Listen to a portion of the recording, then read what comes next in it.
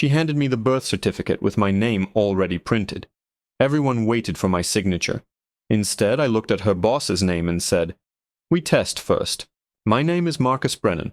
I'm 39 years old, born in Colorado, a pipeline engineer who spent the better part of 15 years working remote sites across the Rockies and beyond.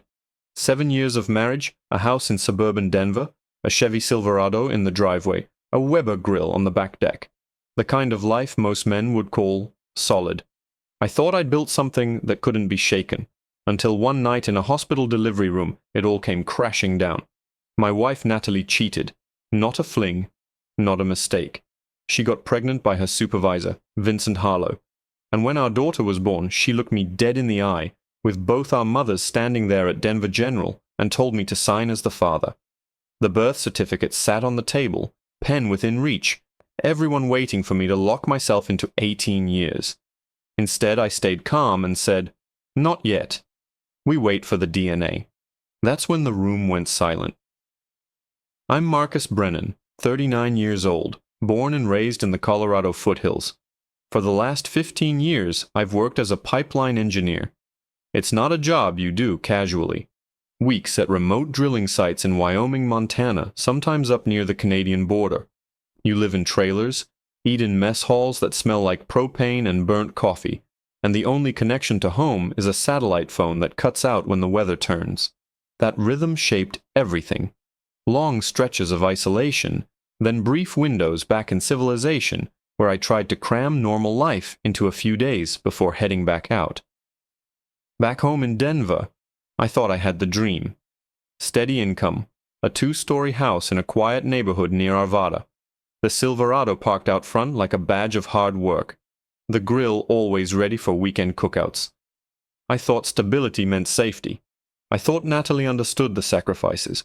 But while I was keeping pipelines running through mountain winters, something else was happening at home, something I never saw coming until it was too late. Working remote pipeline sites isn't just a job. It's a lifestyle that swallows chunks of your existence whole. 3 weeks gone, sometimes 4, surrounded by nothing but machinery and endless plains. The days blur together. Sunrise over frozen ground. 12-hour shifts. Meals that all taste like cardboard. You collapse in your bunk exhausted, ears still ringing from hydraulic hammers, and the only lifeline home is a crackling phone call that dies when storms roll in. Natalie used to say she admired the grit it took, that she was proud of me for providing. I believed her. Every paycheck I wired home felt like proof I was doing right by us, even if it meant missing anniversaries, birthdays, quiet evenings on the couch. What I didn't see was the cost of those absences. While I was fighting blizzards in the Rockies, storms were building in my own house, ones I wouldn't recognize until it was far too late. Natalie and I had been married 7 years. On the surface, it looked like the kind of marriage people in our neighborhood admired. A house with trimmed hedges, kids riding bikes down the cul-de-sac, Sunday afternoon barbecues where neighbors stopped by for beer and burgers. My Silverado sat in the driveway like proof of honest labor. Everyone knew I spent weeks away earning the kind of paycheck that kept the mortgage paid and the lights on. Natalie had her routines. Book clubs, yoga classes, weekend brunches with girlfriends. She'd host small dinners, laughing loud in the kitchen while I worked the grill. To anyone looking in, we were solid, comfortable, the couple that had figured it out. I told myself the distance from my work didn't matter, because home always felt intact when I returned. But comfort can hide cracks, and love can look steady even as it starts to rot from the inside. Family was always woven into our marriage, even when work kept me gone. My mother, Eleanor, a retired librarian, lived just 20 minutes away. She was the kind of woman who believed in honesty, discipline, and keeping your word. If I had a backbone of steel, it was forged in her kitchen over decades of no-nonsense wisdom. Natalie's mother, Beverly Winters, was different. Sharper tongue, more protective, the kind of woman who made her presence felt the second she entered a room. She doted on Natalie, treating her less like a grown woman and more like a daughter who still needed shielding from the world. I respected Beverly, but I could see how her influence gave Natalie a shield, an unspoken confidence that her mother would back her no matter what happened. The two women didn't clash openly, but they weren't cut from the same cloth. That tension mattered later, because when everything fell apart, they stood on opposite sides of me. For a long time I told myself our marriage was steady. We had our rhythms, our rituals. Saturday mornings meant coffee on the porch overlooking the foothills. Sundays meant firing up the grill, the smell of charcoal drifting over the fence while neighbors wandered over. Natalie and I had our share of small arguments, bills, schedules, the usual, but nothing that ever made me doubt the foundation we stood on. At night when I was home from the sights, I'd fall asleep next to her thinking this was it. The American dream in its simplest form. A house, a truck, a woman who smiled when I walked through the door. Stability wrapped in everyday normalcy. Looking back, it feels almost dangerous how normal it all seemed. Because sometimes peace isn't peace at all. Sometimes it's just the calm before the first crack splits everything wide open. For years the idea of children floated in and out of our conversations like a dream we weren't quite ready to chase.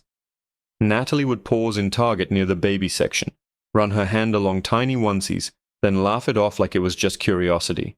I'd tell her, one day, when the timing's right, and she'd nod, half patient, half disappointed. 7 years into the marriage, the talk became serious. We were pushing our mid-30s. Friends already had toddlers running around backyards. Sunday dinners started feeling quieter without the sound of little feet. I remember Natalie saying, if we wait much longer, it might never happen. And I felt that too, so we agreed. It was time. Time to stop talking and start building the family we'd always pictured. I thought that decision would bring us closer. I thought it meant we were stepping into something unshakable. I still remember the night Natalie told me she was pregnant. I'd just returned from a 3-week rotation near Gillette, clothes still smelling faintly of diesel and cold earth. She met me at the door with this strange, nervous energy, smiling, but not the usual smile. I dropped my duffel by the couch and asked what was going on. She handed me a small box wrapped clumsily with tissue paper. Inside was a pair of tiny baby socks. For a second, I didn't understand.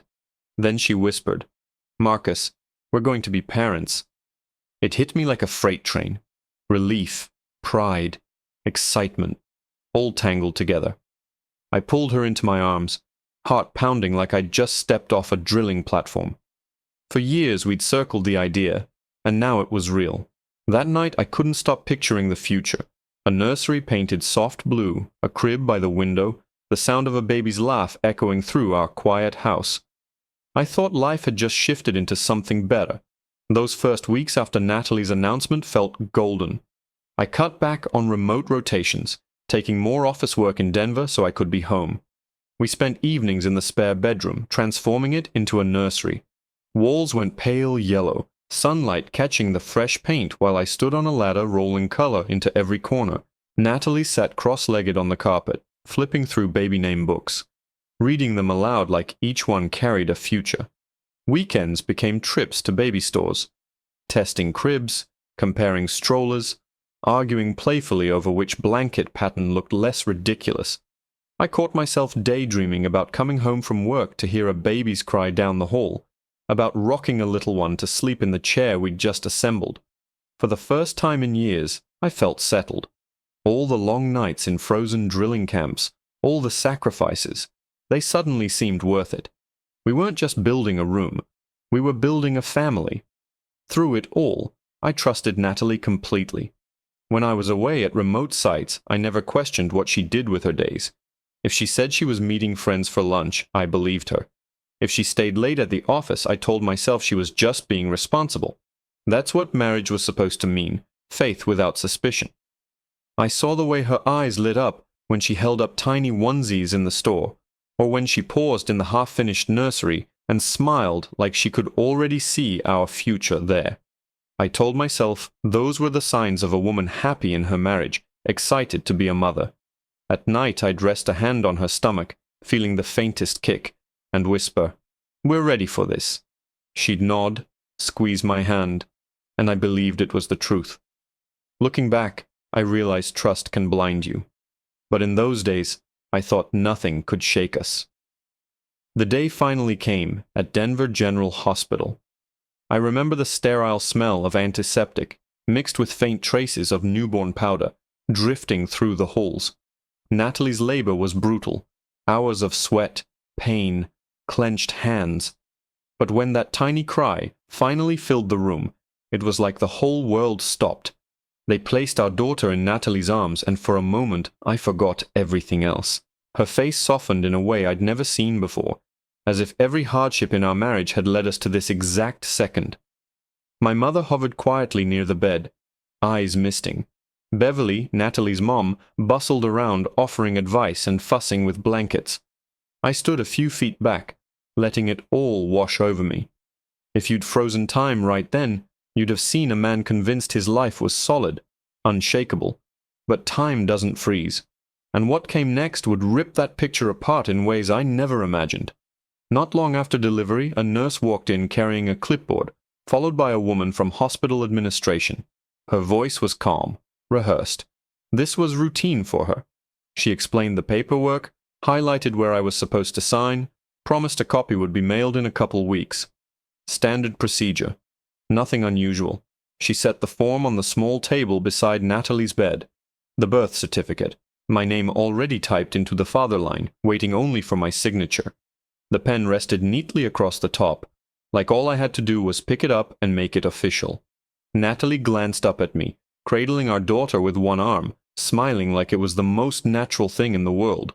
"Honey, why don't you fill it in? I'm a bit tied up right now." The room felt warm, safe, ordinary, but to me, that single sheet of paper carried a weight heavier than steel. I looked down at that certificate, my name already printed, the pen gleaming under fluorescent lights. 18 years of responsibility, locked in with a single stroke. My chest tightened. I could hear the hum of the air conditioner, steady and cold, and somewhere beneath it, the faint sound of the baby nursing. I didn't raise my voice. I didn't throw the pen. Instead, I placed my hand flat on the table and said, steady as iron, "Not yet. We wait for the DNA." The words landed like a hammer. The room froze. My mother blinked, stunned. Beverly's face twisted in disbelief. Natalie's smile faltered, her hands tightening around the blanket as if she could hide behind the child. I knew what they were thinking, that I was cruel, paranoid, heartless even. But to me, it was simple. Either I was the father, or I was the fool paying for another man's child. The moment the words left my mouth, the delivery room fell silent. It was the kind of silence you don't hear, often thick, unnatural, like the air itself had been sucked out. The hum of the air conditioner suddenly seemed louder, echoing against sterile walls. My mother stood stiff by the window, hands clasped tight, her face pale as if she couldn't believe what she'd just heard. Beverly on the other side narrowed her eyes at me, disbelief hardening into anger. Natalie froze, her forced smile collapsing, her knuckles white as she gripped the baby. The nurse hesitated at the door, eyes darting between us, unsure whether to stay or retreat. Even the newborn sensed it, the tension tightening the air, her soft whimper cutting through the silence. No one moved. No one breathed. And in that frozen moment, I realized I'd lit a fuse. Whatever came next, there was no way back. Natalie's smile vanished completely. Her lips trembled as she clutched the baby tighter, knuckles straining against the white blanket.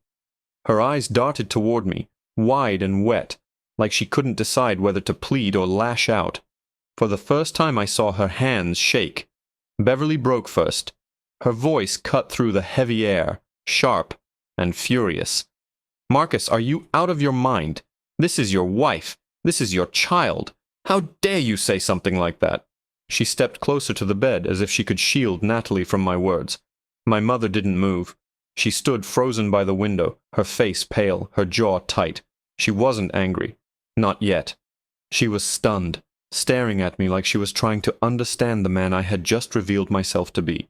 3 women, 3 different reactions, and me standing in the middle calm on the outside, but knowing I'd just cracked the world open.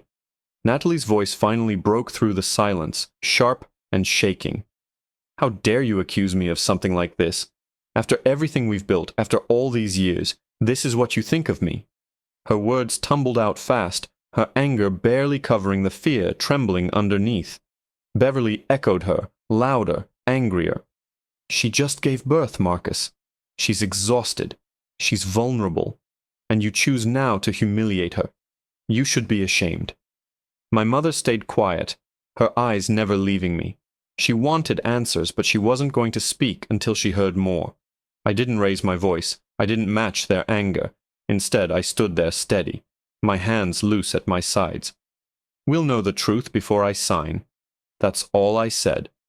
My tone was calm, but every word cut the air like steel on glass. The room was burning with tension, yet I was cold, and I wasn't about to move first. I let the silence stretch just long enough, then spoke the name that had been burning in my chest for months. Vincent Harlow. The words hung heavy in the room. Natalie's eyes widened before she could catch herself. Her grip on the baby tightened, her voice rising fast. Absolutely not. That's insane. He's my supervisor, Marcus. Nothing more. How could you even think? She stopped short, her voice breaking, then forced a shaky laugh. You're paranoid. You've been away too long. This is ridiculous. Beverly bristled, stepping forward. See, she's shocked. You're imagining things. This is the stress talking. But I'd seen Natalie's face in that first second. The flicker of recognition she tried to bury under denial. I didn't need her to scream or cry to know something was there. I stayed calm, my voice low, steady. Maybe you should tell us why. The timing lines up a little too perfectly. And for the first time she couldn't meet my eyes. Before Natalie could stumble through another excuse, Beverly's voice snapped across the room like a whip. Are you out of your mind, Marcus? How dare you say this about my daughter? She just brought your child into the world, and you stand here throwing accusations. Shame on you. She moved closer to Natalie's bedside, her hand firm on her daughter's shoulder, her glare locked on me like I was the enemy. Natalie buried her face against the baby, nodding quickly, whispering, See, Mom, he doesn't trust me. He thinks the worst of me. Beverly's outrage filled the room, trying to drown out everything else. My mother still stood silent, her face tight, watching. She hadn't spoken yet, but I could see the question in her eyes. Was I certain? I didn't flinch. This isn't madness, I said quietly. It's math. It's time away and things that don't add up. Natalie shook her head violently, her denial coming fast, almost too fast. I didn't dance around it. I said his name again, slower this time, like I wanted it to stay in the air. Vincent Harlow, Natalie's supervisor, the man whose emails kept popping up after hours, the name that started showing up in stories that didn't quite match from one week to the next. Natalie stiffened. Her chin lifted like she was gearing up for a fight, but her eyes flicked away, first to her mother, then to the baby. Anywhere but me. He's my supervisor, Marcus, that's it. You're turning nothing into something because you've been gone too much. Beverly squared her shoulders beside the bed. Enough. You will not smear a man's name on the day your child is born. I stayed where I was, voice level. Funny thing about names, they don't smear when they're clean. I let the silence stretch. So I'll ask once, is there any reason Vincent Harlow should be anywhere near this conversation? Natalie opened her mouth, closed it, then forced a brittle smile. No. But her hands kept rearranging the blanket over and over like she needed something to hide behind. Natalie froze like the name had struck her across the face. For a heartbeat she didn't breathe, didn't blink, just stared at me, lips parted, color draining from her cheeks. Then, as if a switch flipped, the words tumbled out in a rush. That's insane, Marcus. Vincent's my supervisor. He's married. He's respected. You think I would ever... She shook her head hard, voice climbing higher. No, absolutely not. Absolutely. Her hands trembled as she adjusted the baby's blanket again and again, fingers moving like they needed something to do, something to hide behind. Her eyes darted to Beverly, searching for backup, and right on cue, her mother snapped, You see, she's shocked. You've lost your mind accusing her like this. I stayed quiet, just watching. Natalie's denial was loud, but the silence underneath it spoke louder. She wasn't outraged. She was afraid. And in that moment, I knew I had pressed the right nerve. I let Natalie's denials echo for a moment before I spoke again. My voice was steady, low, the kind of tone that cuts deeper than shouting. Funny thing, Natalie, because Cassandra Webb told me a different story. The name hit her like a second blow. Natalie's face tightened, her eyes narrowing. Cassandra, she's lying. She's always been jealous of me. You can't believe her. But I didn't flinch. Cassandra told me everything. How Vincent bragged at the office. How he hinted he could keep secrets. He used your name as proof. Beverly's knuckles whitened around the baby blanket. That's ridiculous. You're twisting her words. She hates Natalie. I cut her off gently but firmly. She didn't just say your name. She gave details, dates, times, things that lined up perfectly with my site rotations. Natalie's lips parted, but no words came. The silence that followed said more than any denial could. Natalie's face flushed red, her voice cracking under the weight of my words. That's not true. Vincent would never. He promised. She stopped dead. The sentence strangled halfway, but it was too late. The word promised hit the room like a thunderclap. My mother's eyes widened. Beverly's hand froze mid-gesture. I didn't need to say a thing. The damage was already done. I tilted my head, letting the silence sharpen the cut. He promised, huh? My voice was calm, but the edge was unmistakable. Natalie's hands fumbled with the baby's blanket, her eyes darting like a cornered animal. I didn't mean that. You twisted it. I was upset. I misspoke. But the truth had slipped free, and everyone in the room knew it. My mother folded her arms, lips pressed tight. Even Beverly's face wavered, confusion slipping through her anger. Natalie looked back at me, desperate now, but there was no taking those words back. Beverly's mouth opened, then closed again, her fury faltering into something else. Confusion. She looked down at her daughter, eyes narrowing, voice sharper now, but tinged with fear. Natalie, what did you mean by that? Who promised you anything? Natalie shook her head quickly, clutching the baby tighter. Mom, no. He's twisting everything. He's trying to break us apart. Her words came fast, desperate, like she could plaster over the crack that had already split wide open. But Beverly didn't let it go. She turned to me, her voice unsteady. Marcus, what exactly did Cassandra Webb tell you? I held her gaze. Enough. Enough to know this isn't just paranoia. Enough to know Vincent wasn't keeping his mouth shut. Beverly's eyes flicked back to Natalie, searching her face for honesty, for some solid ground. But Natalie wouldn't meet her mother's stare. And in that silence, the first seed of doubt had been planted, right where Natalie least expected it. I didn't give Natalie a chance to gather herself. My voice cut through the tension, slow and deliberate. This wasn't some one-time mistake. This went on for 7 months. The words hit heavier than any shout could. My mother stiffened by the window. Beverly's face drained, her hand slipping from Natalie's shoulder. Natalie's head shook violently. No, that's not true. You're exaggerating, twisting things. It wasn't... She stopped herself, realizing too late she'd given away more than she should. I stepped closer, not loud, just certain. 7 months. Every detail lines up with my time on remote sites. The nights I was gone, the weekends I wasn't there. That's when it happened. And when you found out you were pregnant, you ended it. Not because you loved me, but because you were terrified of whose baby it might be. Natalie's lips parted, trembling, but no sound came. And in that silence, the weight of 7 months pressed down on everyone in that room. Natalie shook her head so hard it looked painful, words spilling out between shallow breaths. No, it's not true, Marcus. You've got it wrong. They're lying to you, trying to poison you against me. I would never... Her voice cracked, and suddenly the fury drained away, leaving nothing but raw desperation.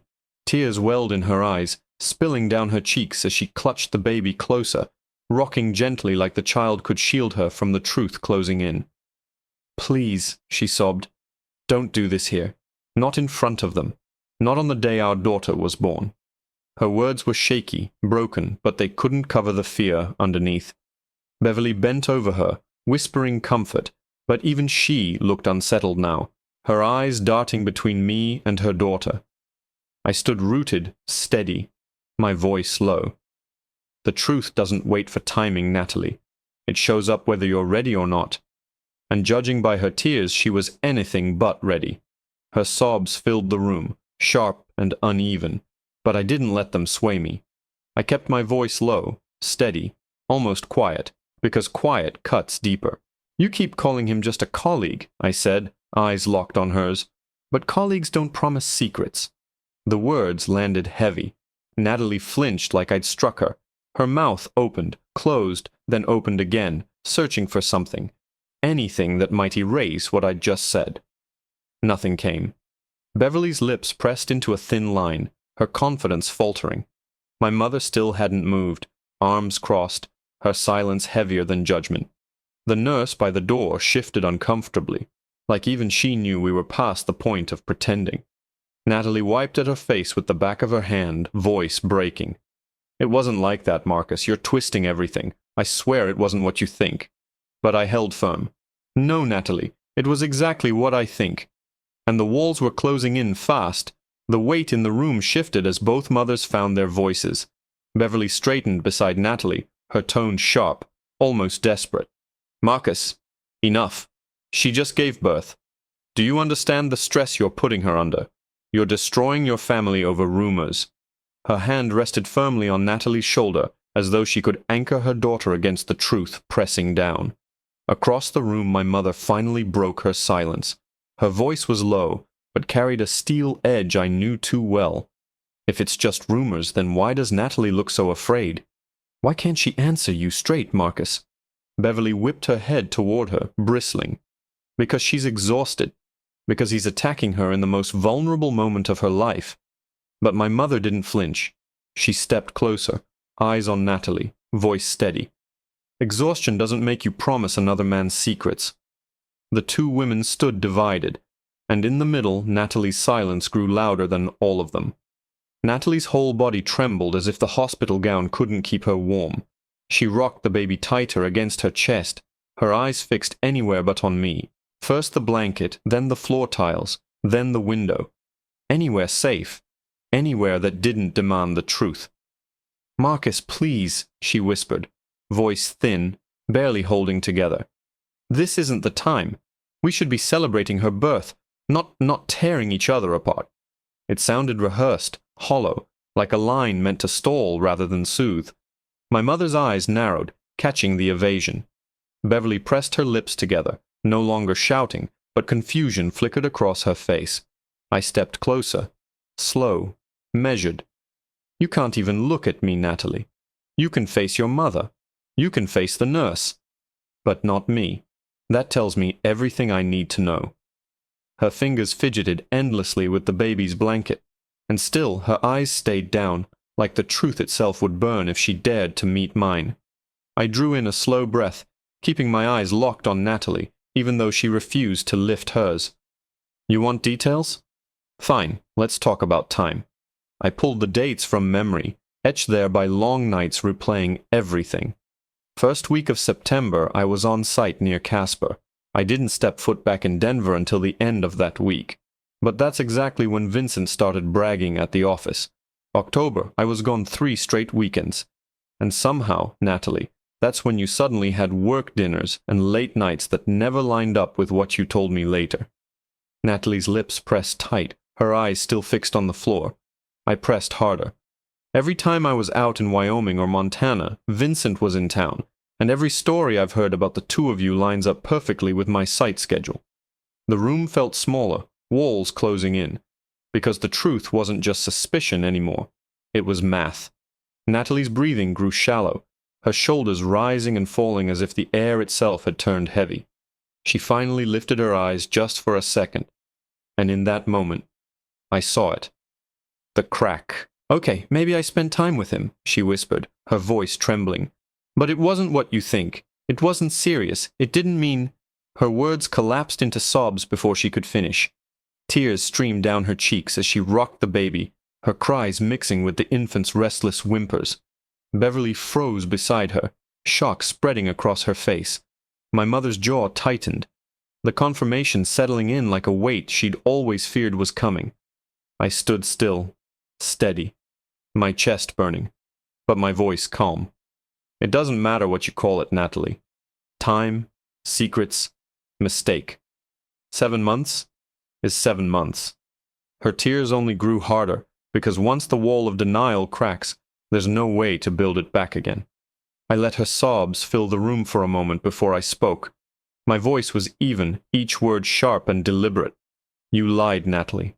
Not once, not twice. 7 months of lies stacked one on top of the other. She shook her head wildly, whispering between tears.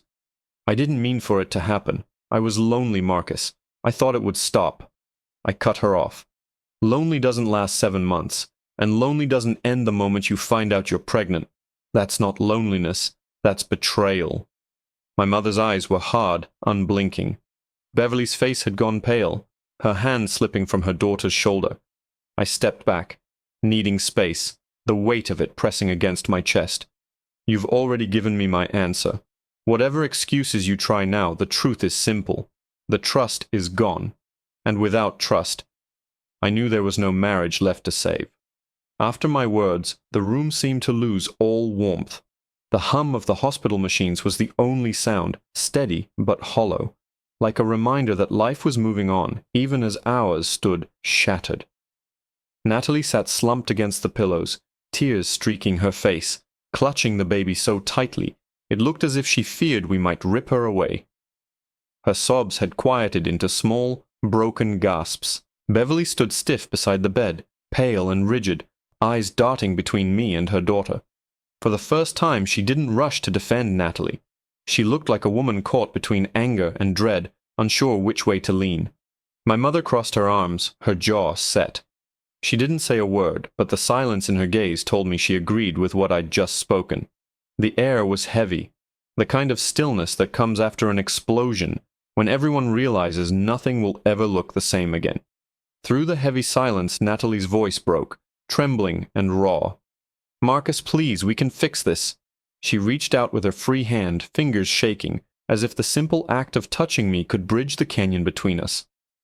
Tears streaked her face, dripping onto the baby's blanket as she rocked gently, murmuring to soothe the child, even as her own body shook. I know I made mistakes. I was scared. I was lonely. But you and I, we're stronger than this. We can get through it. For her. For us. Beverly gripped her daughter's shoulder, nodding quickly, latching onto the words. She's right, Marcus. Don't throw everything away. Every marriage has storms. But I stood rooted, my chest tight, my jaw locked. I let the plea hang in the air, heavy and desperate, before I answered. The mistake wasn't the storm, Natalie. The mistake was thinking we could build a family on lies. I shook my head slowly, the weight of her words bouncing off me like dull echoes. My voice came out flat, steady, stripped of any softness.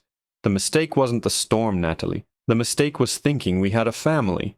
Her face crumpled, a fresh wave of tears spilling down as she clutched the baby tighter, rocking harder now, as if motion alone could keep her world from collapsing. Beverly gasped, covering her mouth with one hand. Marcus, don't say that. Don't you dare. But I didn't flinch. I looked at Natalie, at the broken trust between us, and I felt the truth settle like cold steel in my chest. Families are built on honesty, on loyalty. What we had it was something else. Something built on sand.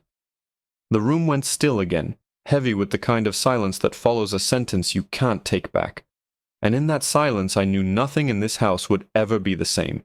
I straightened slowly, the chair legs scraping against the tile as I pushed back. The sound seemed to echo louder than it should have, cutting through the room like a blade. Natalie's tear-streaked face lifted toward me, eyes wide, searching for something. Mercy, forgiveness, anything. Beverly gripped her arm, whispering frantically, while my mother stood still, watching in silence. I pulled in a steady breath. 72 hours, I said, my tone calm, final. That's all. The DNA will speak. And when it does, there will be no more arguing, no more denials. We'll all know the truth. The words hung heavy. Natalie shook her head, sobbing harder. Marcus, please don't leave like this, please. But I was already stepping back, putting space between us. I'm not signing anything until science tells me who I am to that child. The baby whimpered softly in her arms, the sound filling the silence I left behind. As I turned toward the door, the automatic doors slid open, spilling me into the cold Denver night. The hospital's fluorescent glow stretched across the parking lot, but it felt distant, like light from another world I no longer belonged to. I walked without direction, my boots heavy against the concrete, every step dragging me deeper into the pit that had just opened beneath my life. For 7 years I thought I was building something unshakable, a marriage, a home, a family. In the space of one hospital room, it had all collapsed, like glass dropped on concrete. The air was cold, sharp against my face, but inside I felt nothing but hollow. My chest emptied out, every breath painful, as if the ground itself had been ripped from under me. I didn't shout. I didn't cry. I just kept walking into the night, feeling like a man who'd stepped out of one life and into a hole so deep he couldn't see the bottom. Back at my apartment in Denver, the silence felt like it had weight. No baby cries, no Natalie humming in the kitchen, just the low hum of the fridge and the faint traffic outside. I dropped my keys on the counter and stared at the walls, blank and unfamiliar, like I'd just moved into someone else's life. I sat at the edge of the bed, phone in hand, thumb hovering over a number I never thought I'd need. My lawyer. We'd spoken years ago about property paperwork, nothing more. Now I was calling him to discuss divorce, custody, child support. Words that tasted like ash. When his voice came through the line, steady and professional, I laid it out flat. The affair, the doubts, the DNA test in motion. He didn't gasp or pity me. He just started explaining next steps, protections, documents I needed ready. By the time I hung up, the decision felt sealed. I wasn't waiting for Natalie anymore. I was preparing for war. The next morning I forced myself into motion. No more pacing the apartment. No more replaying the delivery room in my head. If Natalie had burned the bridge, then I was laying bricks on my own side to move forward. I drove back to the house we'd shared, not to argue, not to confront, but to collect what mattered. Important papers, bank records, a few personal things I couldn't replace. My lawyer's voice echoed in my head. Separate finances now. Protect your accounts. Don't leave anything to chance. I moved through each room like a ghost, ignoring the framed photos on the wall, the smell of fresh paint still lingering in the nursery. I didn't touch the crib. Didn't touch the tiny socks folded neatly in the drawer. Those things didn't belong to me anymore. Not until the DNA said otherwise. By the time I closed the door behind me, the house didn't feel like mine. It felt like a crime scene. That night, just as I was sorting through a stack of papers on my kitchen table, my phone buzzed. The name lit up the screen. Derek Chase, a buddy from pipeline work, the kind of man who never called without a reason. His voice was low, heavy. "Marcus, we need to talk. It's about Vincent Harlow." I leaned back in the chair, grip tightening on the phone. "Go ahead." Derek didn't hesitate.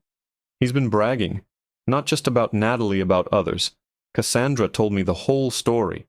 Apparently, he's made a habit of chasing married women at the office. My wife almost got caught up in it. She backed out when she realized who he really was. The room around me seemed to shrink. My suspicion hadn't just been right, it was part of something bigger. Derek's voice hardened. "Marcus, you're not alone in this. There are more of us. Vincent's been leaving a trail, and it's only a matter of time before it all comes out." The next evening, I met Derek at a sports bar off Highway 36, the kind of place with neon lights humming over pool tables and TVs stuck on endless loops of highlights. We found a quiet corner booth, 2 beers set down in front of us. Derek didn't waste time. He laid it all out. Names, dates, whispers from wives who had suddenly changed their schedules, husbands who'd started asking questions. Every thread led back to the same man. Vincent Harlow. I listened in silence, the knot in my chest tightening. For months I'd carried the weight of betrayal like it was mine alone. A private hell I couldn't share. But sitting there across from Derek, I realized it wasn't just me. Vincent had carved a path through other marriages, other homes, leaving wreckage in his wake. I wasn't crazy. I wasn't overreacting. And I sure as hell wasn't the only victim. Derek picked the spot. Twin Peaks on the west side of Denver. The place buzzed with Friday night noise wings sizzling from the kitchen, bartenders shouting orders, TVs flashing football highlights. But in the back corner, away from the noise, it was just the two of us. Derek leaned across the table, his voice low but edged with anger. "It's bigger than I thought, Marcus. Vincent's been through more than just Natalie. My wife told me he's tangled with at least 4 others, married women, all of them." I sat there staring into my beer, the bitter taste sitting heavy on my tongue. For months I thought my world was uniquely shattered, but now it was clear. I was part of a pattern. Derek's eyes narrowed. "We can't keep quiet about this. If he's done it to us, he'll do it again. Someone has to stop him." I nodded slowly. For the first time, my anger had direction. Over baskets of half-eaten wings and sweating glasses of beer, Derek and I laid our stories side by side. Different women, different timelines, but the pattern was identical. Derek told me how his wife, Cassandra, had come home one night, pale and shaken. Vincent had cornered her after a work function, dropping hints about his discretion, bragging about past conquests like it was some kind of trophy case. He used names, details, dates, things only an arrogant man would share. I listened, nodding slowly, then added my own. Natalie's late nights, the suspicious gaps when I was on remote sites, her trembling hands the moment I said his name. The more we compared, the clearer it became. Vincent wasn't stumbling into mistakes. He was hunting, choosing women whose husbands were distracted, on duty, away working long hours. I looked across the table, meeting Derek's eyes. We didn't have to say it out loud. We both knew this wasn't coincidence. It was a pattern. By the time the plates were cleared, Derek leaned in, his voice dropping low. "It's not just our wives, Marcus. I can feel it. Vincent's done this before, and he'll do it again. We need to find out who else." I nodded slowly, the weight of it settling heavy in my chest.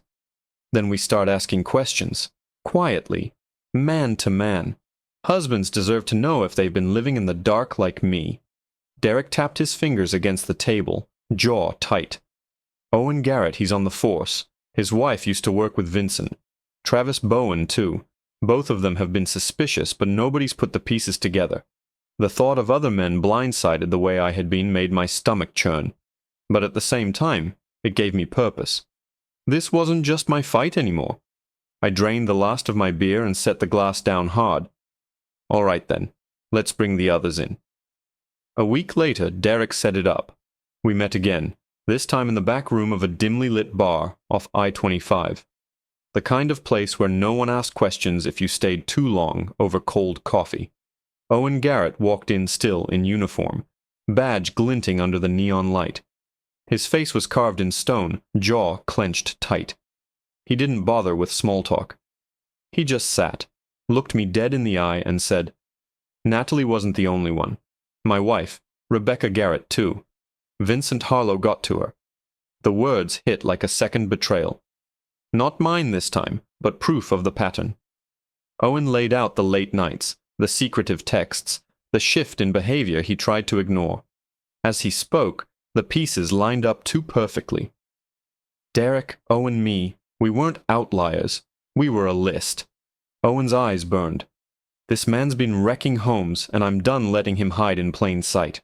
Not long after Owen finished speaking, the door creaked open again. Travis Bowen stepped inside, broad-shouldered, still in his work clothes, grease on his hands like he'd come straight from the construction site. He didn't order a drink. He didn't even sit right away. His eyes swept the room, then landed on us. "So it's true," he muttered, voice rough. I thought I was imagining it. Jessica's late nights, the excuses. Turns out Vincent Harlow was the common thread. He finally slid into the chair across from me, his fists balled on the table.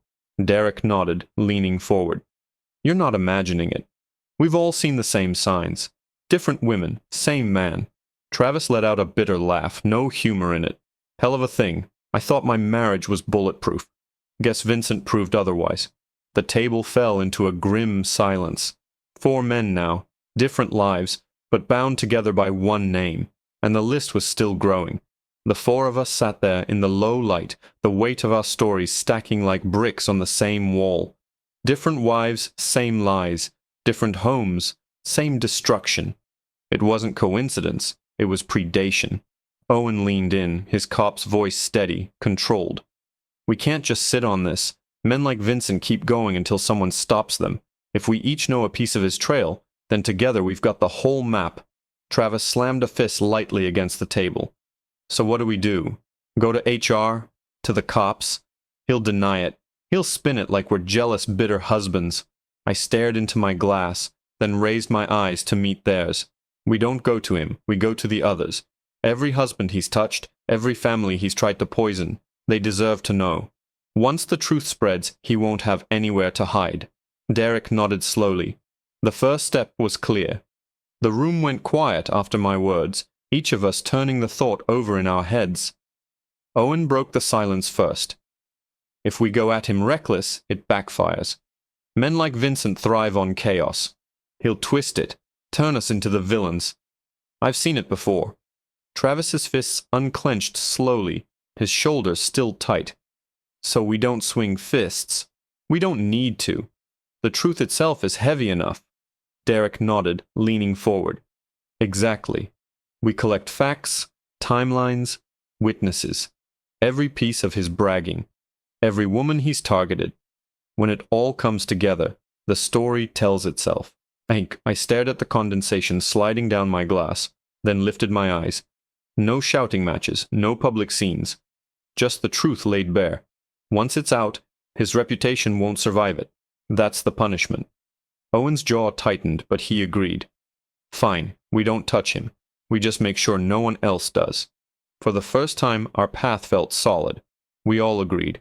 No reckless violence, no fists, no midnight visits to Vincent's house, just the truth. On the surface, it sounded clean, disciplined, but underneath the anger was boiling. Travis leaned back, jaw tight, eyes burning. Truth is fine, but it doesn't erase what he took. Doesn't erase the image of my wife lying to me night after night while he strutted around bragging. Owen's knuckles tapped the table, steady, controlled, but hard enough to rattle the empty glasses. Men like him don't stop just because they're embarrassed. Sometimes embarrassment isn't enough. I felt it, too. That gnawing hunger for more than just exposure, for retribution, for balance. I clenched my fists under the table, forcing my voice calm. We'll stick to the plan, truth first. But if he keeps pushing... I let the words hang unfinished. No one spoke. But in that silence, every man at that table thought the same thing. Some debts need heavier payment. Even as the circle widened, more husbands whispering their suspicions, more names quietly added to Vincent's trail. I carried a weight heavier than all of it. The DNA test. 72 hours. That's what I'd told them. But in truth, every hour since had felt like a lifetime. I'd wake in the middle of the night, staring at the ceiling of my apartment, wondering which future was waiting inside that sealed envelope. If the child was mine, then I'd be bound to Natalie forever, even if love was gone. Bound by duty, by blood, by 18 years of responsibility. If she wasn't mine, then everything ended. Marriage, fatherhood, even the idea of the life I thought we were building. I carried that question like a stone in my chest. And no matter how many men joined our circle, no matter how many stories we uncovered about Vincent, I knew one truth mattered most. Was I a father, or just the fool she chose to sign? As the days crawled by, more men joined us. Names whispered in confidence, faces tight with the same hollow look I saw in the mirror. At first, each thought he was alone, that his wife's betrayal was some private shame to carry. But when they heard Vincent's name, the same pattern, the same excuses, something shifted. We weren't strangers anymore. We were brothers in betrayal. Around that table, the anger wasn't just mine. It was shared. The humiliation of being the last to know. The nights replayed in our heads, wondering where she really was. The sting of realizing another man had been smiling behind our backs while we worked, while we sacrificed. There's a particular ache that comes with betrayal. It isn't just pain. It's the ripping away of pride, of trust, of the image you built of yourself as a husband, a protector. And sitting shoulder to shoulder, we all felt it. Different marriages, same wound. 72 hours. 3 days that dragged like 3 years. And then it came. The knock at my apartment door. A courier handing me a plain envelope thick with finality. No drama, no warning. Just a piece of paper that held the weight of my future. I closed the door and stood in the quiet, staring at it. My hands didn't move right away. The seal looked ordinary, but to me it was a fuse waiting to be lit. I sat down at the kitchen table, the same table where I'd eaten countless dinners with Natalie, where we once planned names for a baby that might not even be mine. My chest tightened, a cold heaviness spreading through me. I ran my thumb along the edge of the envelope. In that moment I knew this wasn't just about me anymore.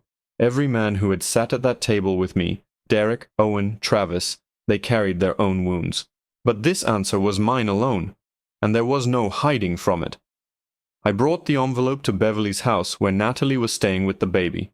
My mother was already there, arms folded, her face tight. Natalie sat on the couch, pale, clutching the child like she could shield herself from what was coming. Beverly hovered close, whispering comfort that sounded hollow, even to her own ears. I didn't sit. I stood in the middle of the room and tore the envelope open. My eyes went straight to the only line that mattered. Probability of paternity, 0.00%. The paper slipped from my hand, landing softly on the carpet. My voice came out flat, stripped of everything. She's not mine. Natalie's sob broke the silence, sharp and jagged. Beverly gasped, covering her mouth. My mother just closed her eyes, the confirmation cutting deeper than any guess. I didn't reach for Natalie. I didn't reach for the child. I just stood there staring at the truth in black and white, and in that moment, something inside me finally went dead. Natalie crumpled where she sat, her sobs breaking into the stillness like glass shattering on tile. She buried her face against the baby's blanket, rocking back and forth as if motion alone could undo the words written on that paper. "I'm sorry," she gasped through the tears, over and over, the words spilling uselessly, offering no answer, no repair. Beverly dropped to her knees beside her daughter, wrapping an arm around her shoulders, but even she looked hollow, her face drawn tight with helplessness. For days she had fought to shield Natalie from suspicion, from judgment. Now the truth was in plain ink, undeniable, and there was nothing left for her to argue. My mother stayed standing, silent, her arms crossed over her chest, gaze fixed on Natalie with a mixture of sadness and disgust. I stood still, my voice calm, final. "This marriage is over. The divorce papers will come this week." No one spoke, because there was nothing left to say. I bent down, picked the paper back up from the carpet, and held it between two fingers like it was evidence in a trial. My eyes stayed on Natalie, broken on the couch, her tears soaking into the baby's blanket. My voice came out flat, unshaken, the words slicing through the room. "She's not mine." The sentence landed heavier than any shout. Natalie's sobs grew harsher, her shoulders shaking. Beverly clutched her daughter tighter, whispering, begging me to take it back, to soften, to find some trace of mercy. But I had none left to give. My mother moved toward the door with me, her silence standing as the only support I needed. I folded the paper once, slipped it back into the envelope, and turned without another word. The house felt smaller as I walked out, the weight behind me pressing like a coffin lid closing. I didn't look back. Some doors don't deserve to be opened twice. The next morning I walked into my lawyer's office with the envelope still in my hand. I didn't need to explain much. I just dropped the papers on his desk and said, "File it." He scanned the result, then nodded, his pen already moving across the forms he'd prepared. "This makes it clean. Property, finances, custody. You won't be tied to Natalie or the child." Hearing it said out loud was like ripping the last thread. 7 years of marriage reduced to lines on a legal document. No more shared accounts. No more joint property. No more pretending. I signed where he pointed, the scratch of the pen loud in the quiet room. With every signature, I felt something close inside me. Not relief, not anger, just finality. When it was done, I slid the papers back across the desk. That's it. She's out of my life. For the first time since that hospital room, the path ahead looked brutally, coldly clear. By the end of that week, the whispers had turned into a current running through Denver's west side. At bars, at church gatherings, in office hallways. The name Vincent Harlow carried a different weight now. Not the boss, not the successful executive. Predator. Every man who'd sat in that back room with me had started talking quietly but firmly. Owen shared what he knew with other officers. Derek confided in co-workers. Travis dropped hints at the construction site, and those hints traveled fast. Soon more husbands were checking calendars, connecting dots, realizing their late meetings and business trips lined up a little too neatly with Vincent's charm. By the time I heard his name again, it wasn't spoken with respect. It was spoken with anger, with disgust. Vincent wasn't hiding in plain sight anymore. He was standing in a spotlight he couldn't control, and the city was starting to turn against him. It didn't take long before rumors turned into something harder, sharper. One night, word spread through our circle before it even hit the news. Vincent Harlow had been found outside his upscale subdivision in Cherry Creek, bruised, bloodied, wrists bound. A neighbor said he was half conscious on the sidewalk, mumbling about shadows, about voices. By morning, the story hit local chatter. Accident. That's what the police called it. No suspects. No clear cause. Just Vincent in the hospital, broken ribs, concussion, unable to walk without help. Officially, it was a mystery. Unofficially, no one was surprised. Too many enemies. Too many betrayed men with too much to lose. When Derek called me that night, his voice was low. Whoever did it, they knew what they were doing. Went straight for the legs, Marcus. I didn't ask questions. I didn't need to. Some things aren't written in police reports. Some debts get collected in the dark. Within days, the city was buzzing. At coffee shops, at job sites, even in the pews on Sunday morning, the story was the same. Vincent Harlow got what was coming to him. No one said it outright, but you could hear it in the tone. No sympathy, no shock. Just the quiet certainty that a line had finally been drawn. I overheard a man at the hardware store mutter to his buddy, "Some debts don't get paid in court." His friend just nodded, neither of them looking up. Vincent lay in a hospital bed somewhere, bruised and broken, while whispers of his name rolled across Denver like wildfire. But instead of pity, there was only disgust. Families he'd toyed with now avoided his name like a curse. Husbands he'd laughed behind were standing taller, their shame replaced by something colder. Vincent's downfall wasn't an accident. It was a reckoning, and everyone knew it. Natalie didn't fare much better. Word travels in tight circles, and once the DNA results became known, once people realized she'd tried to trap me with another man's child, her world crumbled fast. Friends stopped calling. Invitations dried up. Even Beverly, her fierce defender, grew distant, ashamed of what her daughter had done. I heard through the grapevine that Vincent wanted nothing to do with the baby once the truth came out. Refused paternity, refused support, disappeared into whatever hole men like him crawl into when their masks finally slip. Natalie was left alone, broke, and drowning in the consequences of her choices. The house we'd shared? Sold. The money split according to the divorce settlement, but I made sure she got exactly what she deserved, nothing more, nothing less. No mercy, no second chances, just cold, legal precision. As for me, I didn't rebuild right away. I didn't rush into something new or pretend I was fine. I took time, went back to remote sites, threw myself into work, let the isolation clear my head. The anger faded slowly, replaced by something steadier. Not forgiveness, I'd never forgive her, but acceptance. Acceptance that some people aren't worth the energy it takes to hate them. Months later, I found myself at a pipeline training seminar in Cheyenne. That's where I met Adrienne. She was a safety engineer. Sharp, no nonsense, with a laugh that could cut through the noise of a drilling rig. We started talking over bad conference coffee, kept talking through dinner, and for the first time in what felt like years, I didn't feel that weight on my chest. We took it slow. No rushing, no promises, just two people who'd both been burned figuring out if trust was still possible. And somewhere along the way, I realized it was. Not the blind trust I'd given Natalie, that was gone forever, but something earned, something built brick by brick through honesty and time. A year later, I transferred to a supervisory role that kept me in Denver full-time. Adrian and I got a place together near Golden, a small house with a view of the mountains. Saturday mornings meant coffee on the porch. Sunday afternoons meant hiking trails instead of backyard barbecues. It was different, quieter, but it was mine, and it was real. I never saw Natalie again. Didn't need to. She was a chapter I'd closed, a mistake I'd learned from. The last I heard, she was working 2 jobs to make ends meet, still living with Beverly, the baby now a toddler, who'd never know me as anything but a name on paperwork that said, "Not the father." Vincent Harlow? He left Denver. Rumor was he tried to rebuild his reputation in another city, but the whispers followed him. Men talk.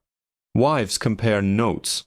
And once you've been marked as the kind of man who destroys families for sport, there's no outrunning it.